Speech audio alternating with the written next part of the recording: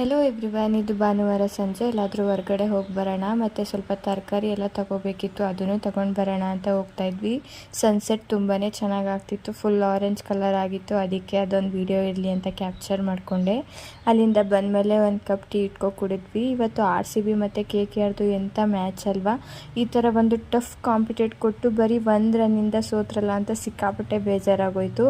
ಏನೂ ಮಾಡೋದಕ್ಕಾಗಲ್ಲ. ಒಂದು ಕಡೆ ಖುಷಿನೂ ಆಯಿತು, ಒಂದು ಕಡೆ ಬೇಜಾರು ಆಯಿತು.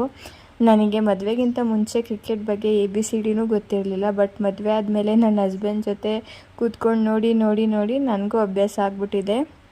ಅವರಿಲ್ಲ ಅಂದ್ರೂ ನಾನು ಮ್ಯಾಚ್ ಏನಾದರೂ ಇದ್ದರೆ ಹಾಕೊಂಡು ನೋಡ್ತಿರ್ತೀನಿ, ಅಷ್ಟು ಅಡಿಕ್ಟ್ ಆಗಿದ್ದೀನಿ. ಮತ್ತು ಸಂಜೆ ಡಿನ್ನರ್ಗೆ ಅಂತ ಹೇಳ್ಬಿಟ್ಟು ಸಿಂಪಲ್ಲಾಗಿ ಎಗ್ ರೈಸ್ನ ಮಾಡ್ಕೊತಾ ಇದ್ದೆ.